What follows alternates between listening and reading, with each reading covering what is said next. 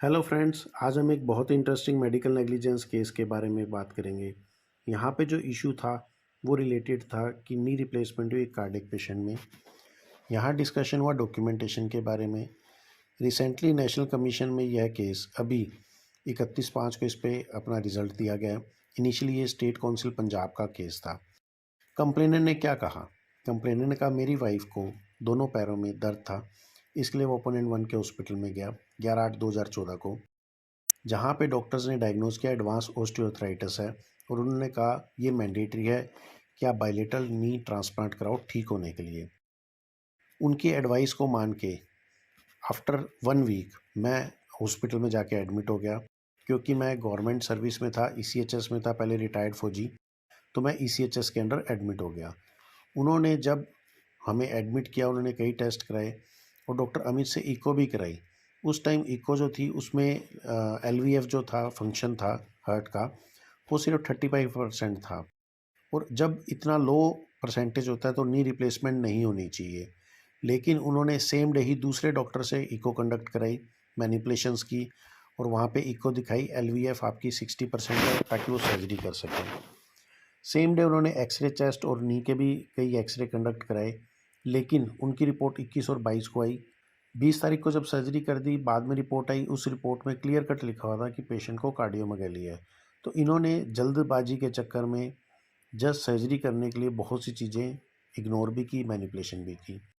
बाद में जब इन्होंने सर्जरी की, मेरे पेशेंट की कंडीशन डिटेरियोरेट हो गई और उसे आईसीयू में 2 दिन बाद शिफ्ट करना पड़ा। उसके बाद वो कुछ दिन तक वेंटिलेटर पे रही। बाद में डॉक्टर ने वेंटिलेटर हटाया। वेंटिलेटर हटा के नेक्स्ट डे इन्होंने एंजियोग्राफी की।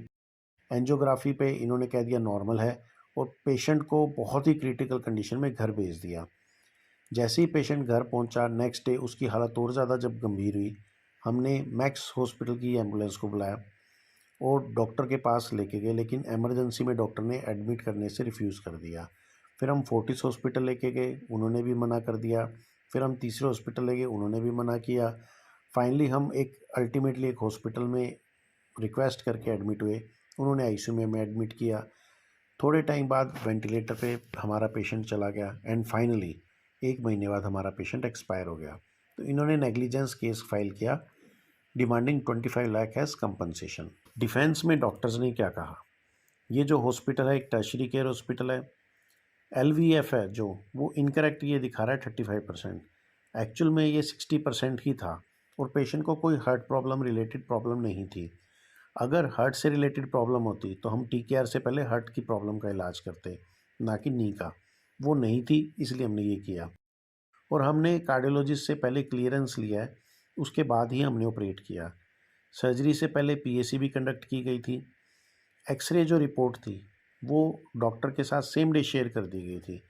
हालांकि वो प्रिपेयर बाद में की गई है, but same day x-ray share हो गए थे, तो डॉक्टर ने देखा उनमें ऐसा कुछ लगा नहीं, तो इसलिए उन्होंने ऑपरेट किया। पेशेंट को आईसीयू में शिफ्ट करने का कारण हाइपोटेंशन और हाइपोग्लाइसीमिया था।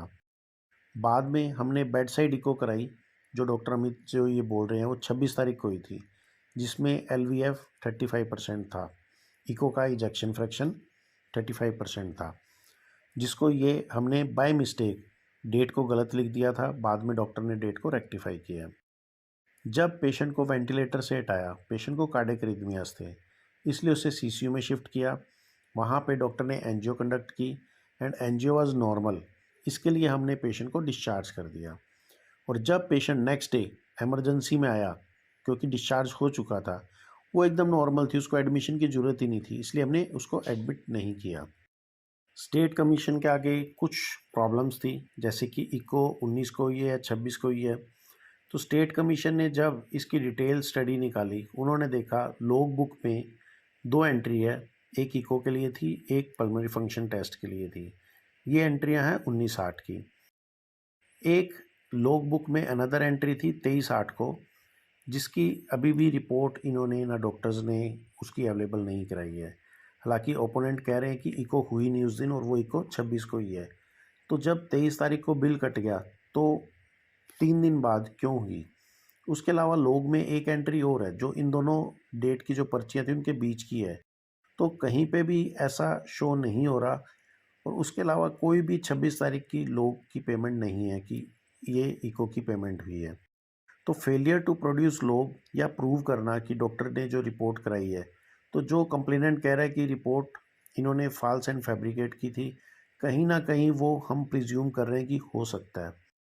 अब जैसे LVF जो लेफ्ट वेंट्रिकल का इजेक्शन फ्रैक्शन 35% है, उस पर डेट लिखी हुई है 1960, जो ओपोनेंट कह रहा है कि ये डेट बाय मिस्टेक लिखी हुई है। तो यहाँ पे हम मानते हैं प्रिजम्पशन है कि मैनिपुलेशन ऑफ डॉक्यूमेंट्स हुई है। उसके बाद जब पेशेंट आपके पास अगले ही दिन डिस्चार्ज के बाद आ रहा है, आपने उसको एडमिट नहीं किया और वो दूसरे हॉस्पिटल में ICU में जा रहा है, तो कहीं ना कहीं प्रॉब्लम रही है वहाँ पे भी। बाइलेटरल TKR जैसे ये कह रहे हैं कि डबल उसमें जब ब्लड लॉस होता है डबल होता है। अगर LVF कम था तो आप यूनिलेटरल भी कर सकते थे क्योंकि पेशेंट का LVF कम था। पेशेंट को आप वेंटिलेटर पे रख रहे हो 9 तारीख तक और उसके बाद आप डिस्चार्ज कर रहे हो 10 को, तो ये कहना या ये लेबल करना कि पेशेंट को हमने स्टेबल कंडीशन में डिस्चार्ज किया, एंजियोग्राफी की उसके बाद वो नॉर्मल थी, हमने डिस्चार्ज कर दिया, तो कहीं ना कहीं कंप्लेनेंट की प्रॉब्लम ये सही है कि आपने उसको ज़बरदस्ती डिस्चार्ज किया है। इवन जो 2 बोर्ड बैठे PGI का और सिविल सर्जन का, उनकी रिपोर्ट में ये भी लिखा हुआ है कि पेशेंट को नेक्स्ट डे एडमिट करना चाहिए था, जो आपने नहीं किया। तो इन्होंने कहा कंपनसेशन जो है आप पेशेंट ने मांगी बहुत कम है, जान की कंपनसेशन ठीक है 25 लाख, इन्होंने लिटिगेशन कॉस्ट विथ 33,000 अवार्ड कर दिए। एग्रीव्ड होके डॉक्टर्स नेशनल कमीशन में गए, उन्होंने कई प्रॉब्लम्स लगाई। नेशनल कमीशन ने ऑब्जर्व किया कि हॉस्पिटल और डॉक्टर्स की duty pre op, intra op और पोस्ट ऑप तीनों में रहती है। जैसे कि मेडिकल बोर्ड की ओपिनियन थी, उसमें लिखा हुआ था कि डिटेल्ड प्री ऑपरेटिव इवैल्यूएशन और रिस्क सर्टिफिकेशन भी होनी चाहिए थी। तो कहीं ना कहीं आप प्री ऑपरेटिव वर्कअप में भी प्रॉब्लम है। इंट्रा ऑपरेटिव ठीक है, बाकी जैसी स्टेट काउंसिल की फाइंडिंग्स थी वो सेम इन्होंने कंफर्म की। उसके अलावा उन्होंने ये भी कहा कि नेक्स्ट डे जब पेशेंट आपके पास आ रहा है, आप कह रहे हो नॉर्मल था, हमने एडमिट नहीं किया, किसी दूसरे हॉस्पिटल में जाके ICU में एडमिट हो रहा है, तो कहीं ना कहीं यहाँ पे आपकी पोस्ट ऑपरेटिव केयर में भी प्रॉब्लम रही है। तो इन्होंने अल्टीमेटली इस प्ली को रिजेक्ट कर दिया और स्टेट ऑर्डर जो उन्होंने कंपनसेशन दी थी उसको पास कर दिया। टेक होम मैसेज की बात करें फ्रेंड्स, कभी भी हाई रिस्क केसेस है इलेक्टिव सर्जरी में, तो उन केसेस में प्रॉपर रिस्क स्ट्रैटिफिकेशन जरूर होना चाहिए। कई बार पेशेंट के अटेंडेंट्स रिक्वेस्ट कर देते हैं, नहीं डॉक्टर साहब ठीक है रिस्की है हमें पता है, ऐसा नहीं होना चाहिए। बहुत बार ऐसा होता है कि डेट्स जो बिल पे है या कई बार डिस्चार्ज पे गलत लिखी जाती है और हम उसको कटिंग करके ठीक कर देते हैं। नहीं, ये डेट्स को प्रॉपरली चेक करना चाहिए। बहुत बार बहुत से केसेस ऐसे हैं जहाँ पे प्रॉब्लम होती है और बाद में इन डेट्स को क्योंकि कटिंग की हुई है, कोर्ट इनको मैनिपुलेशन मानता है और अगर आप उसको नहीं प्रूव कर सकते कि ये कटिंग हुई है तो कोर्ट इसको हमेशा अल्टरेशन ऑफ डॉक्यूमेंटेशन मानता है।